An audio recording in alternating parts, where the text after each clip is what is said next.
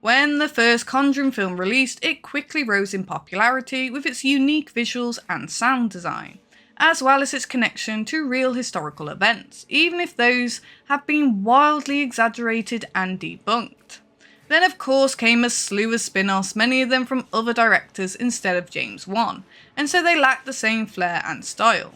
While the sequels and the spin-offs have steadily declined in quality, name recognition alone still manages to bring in audiences and turn a major profit.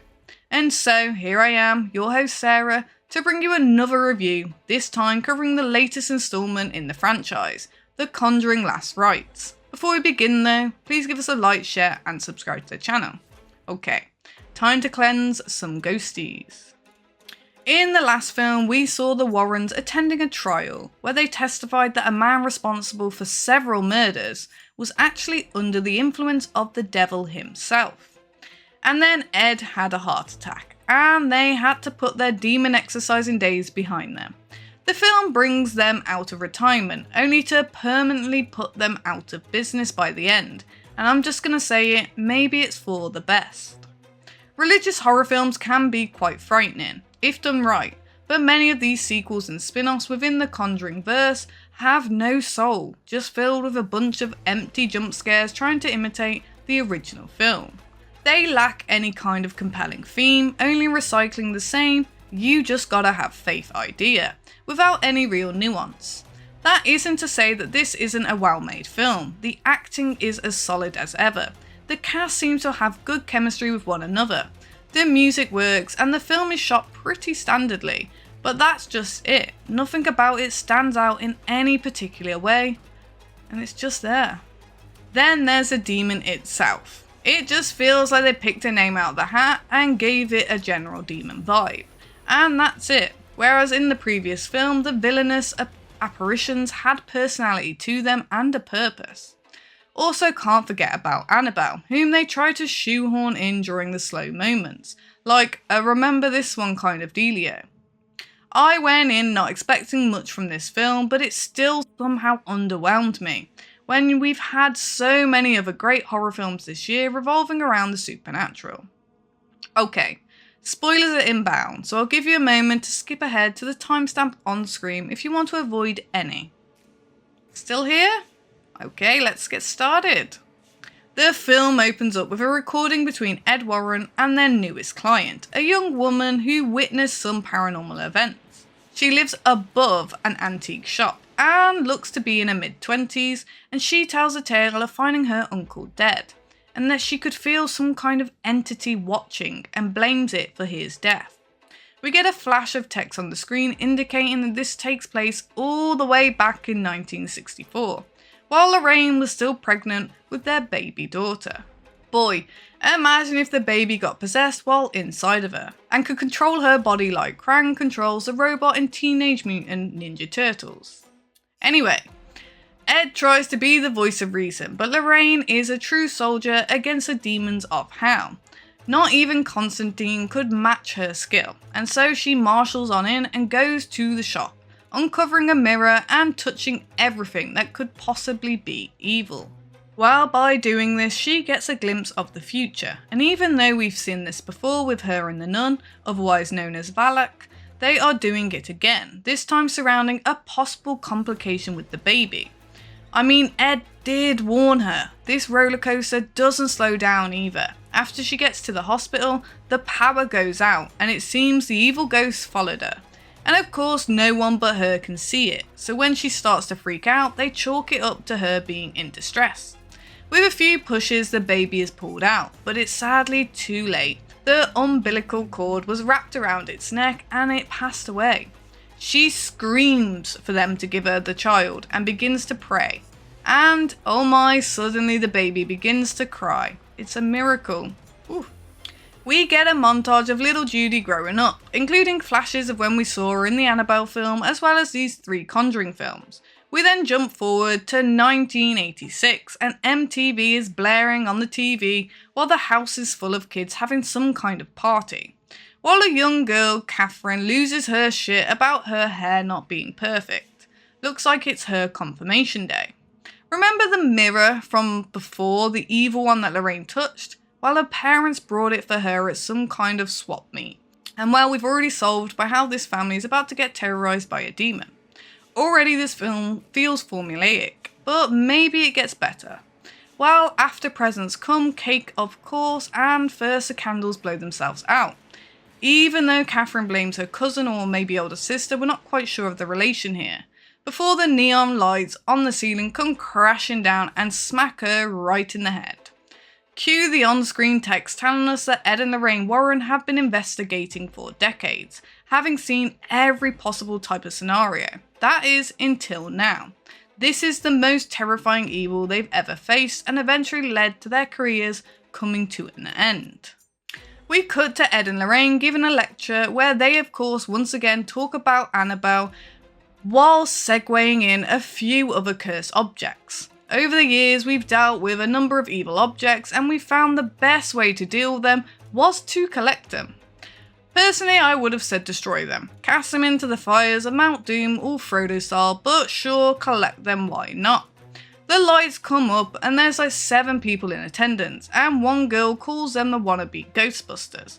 Many of the other students in the audiences make their own jokes about it, all except Judy, who of course is now at college age, and is worried about her parents becoming a laughingstock. It really seems to bother Ed. Now we know from the last film why Ed has kind of retired because of a heart attack, and he feels a bit useless these days. While out to dinner, Lorraine has a vision, as if she sensed the mirror coming alive and her daughter begins muttering some kind of prayer. Before Lorraine suddenly gasps out loud, as if she saw something over Judy's shoulder.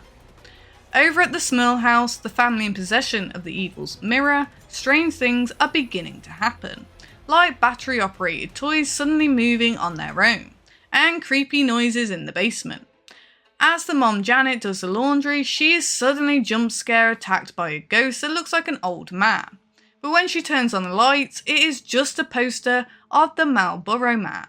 All the typical scares and tricks you would expect from a Conjuring style film are present, and I swear I heard someone in the theatre behind me yawn. I couldn't put my finger on it at first, but then it hit me. This is just like the film Oculus, where the ghosts or whatever do things to try and draw people towards the mirror so it can do stuff to them. We do get a glimpse of the demon after one of the very young daughters comes to find her little robo dolly, and it begins to float in the air before suddenly an old woman with sharp teeth pops out behind it. Later on that night, Catherine and Heather, which turns out is the older sister, talks about how creepy the mirror is, and Heather remarks that tomorrow is trash day. Easy fix, let's just toss it out. If only it was that easy, and even though the mirror is picked up by the garbage people and crushed, it seems as if the demon has already settled on in the house. The moment the mirror gets crushed, Heather begins puking up blood everywhere, and then pulls out a shard of the mirror from her mouth. Evil. Back at the Warren home, they are celebrating Ed's birthday. There's a bunch of people at the house, Lorraine is baking, and there's even a live chicken running around. Judy shows up with her boyfriend of 6 months, and he's worried her father won't approve of it. Lorraine has already met him apparently. We find out that Tony, Judy's BF, used to be a police officer, but not why he quit. Judy stops up in her old bedroom and has a vision of Annabelle rocking in a chair before reciting a nursery rhyme to make it all go away. Lorraine has noticed that something is up with Judy, that she's been seeing things on a regular basis lately. But Judy assures her it's nothing, just silly stress-related nightmares and her imagination playing wild. Tony and Ed do some bonding over some table tennis. The heat is on. Ed snags the victory and afterwards has a heart-to-heart with Tony, who asks him permission to marry Judy 6 months. Lorraine gives him her blessing, but Ed is a bit sceptical about it given that they've only been dating for 6 months. I'm on Ed's side. However, before Ed can protest further, Judy walks in and sees a ring. And well, it's wedding bells in their future. Later that night, when the party wraps up, a colleague of theirs, Father Gordon, brings up he's had some calls recently about a possible case. And well, they're retired, so as politely as they can, they turn it down. But you can see that in Ed's face that his interest has been piqued. Meanwhile, the Smurls fully believe that they are now being haunted and have sought help from the church. However, the patriarch of the family doesn't entirely believe this to be actually happening, which upsets the oldest daughter. Well, he's in for a rude awakening because of course later that night he gets spooked by the demon and almost choked out, which then opens him up for possession. Okay, it's now time to call the Ghostbusters. Catherine re-watches the tape of her confirmation day and when she opens the mirror and when her candles got blown out. Using tracking slow play, she's able to freeze it just when the candles go out and sees the demon lady's face. Spooky. This scene reminds me a lot of the 1973 film The Exorcist and how Friedkin cut in small frames of Pazuzu's face and would randomly pop up throughout the film whenever possessed Reagan was on screen. As the tracking fidgets on the TV and the image continuously scrolls up on the TV, a tall man wielding a pickaxe comes out of the shadows behind her and begins to attack her. Her scream wakes up Janet, who sees the father floating in the air over the bed, and she bolts up out of that room downstairs to find Catherine ranting about someone being there.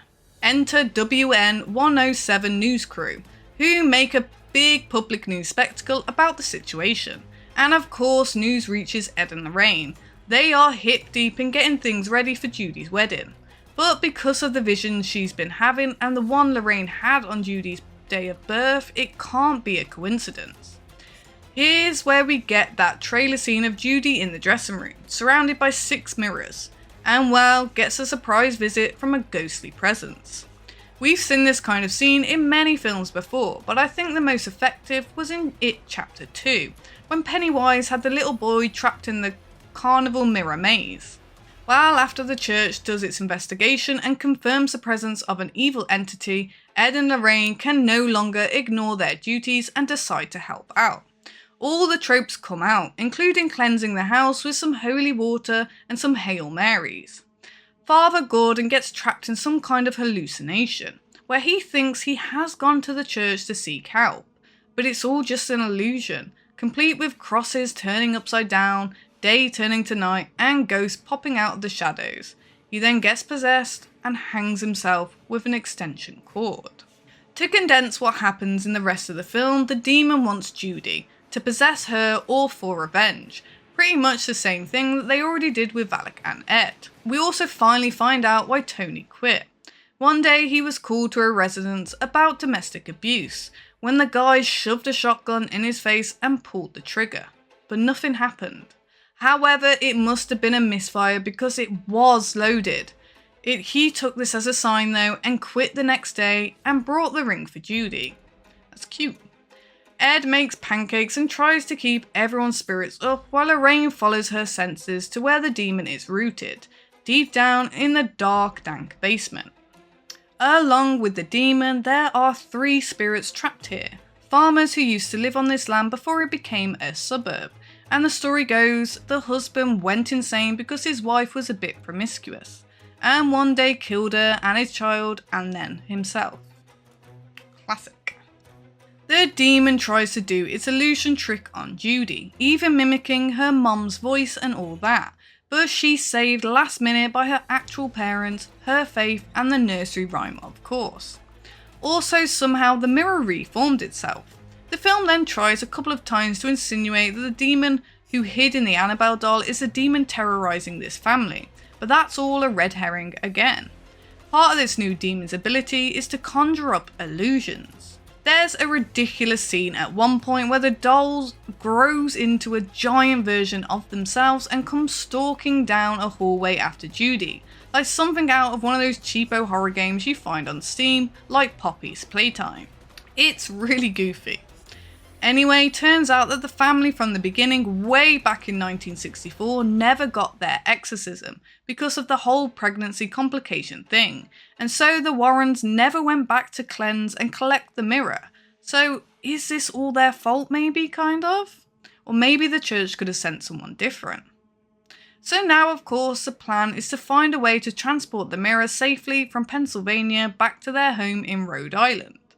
Judy gets temporarily possessed. Ed and the family's father have trouble with carrying the mirror, almost breaking his legs. Tony crashes the car after seeing the demon in the road, thunder, lightning, intense music. Demon Judy almost kills the family dog, poor Puppa, and then almost gives Ed another heart attack.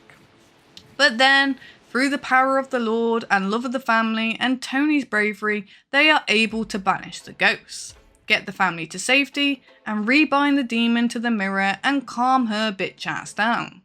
Pretty sure Tony regrets marrying into this shit though. Anyways, happily ever after, the mirror is safely secured in their little museum of cursed objects. And while the film did state that there was their final case, I wouldn't be surprised if we get another one of these in the next year or so. And that wraps it up. Overall, the film felt very by the numbers and a bit like a late cash grab for a failing franchise. There is probably something here for the really devout fans, I'm sure. But for a general audience kind of scarefest offering, it lacks severely in the scares themselves. I give the film a 6 out of 10, it just didn't do it for me. Again, that's not to say it isn't well made, it just was kind of boring. It only really picks up in the end of the film where the film tries to go balls out with a bunch of stuff, but by then, I just really wasn't invested in the story anymore. And it was just a bunch of cool scenes, many of which I've seen in other films before. But that's just me. Everyone has their own taste when it comes to horror. I want to thank you all for checking out the video. What did you think of the film? Or which one is your favourite out of the whole franchise? Let us know in the comments below. If you enjoyed the film, please make sure to like, share and subscribe to the channel, and don't forget to click that bell icon to stay up to date with all our latest releases. I have been your host Sarah, and thank you for being here with me today. Have a beautiful day and take care. Goodbye.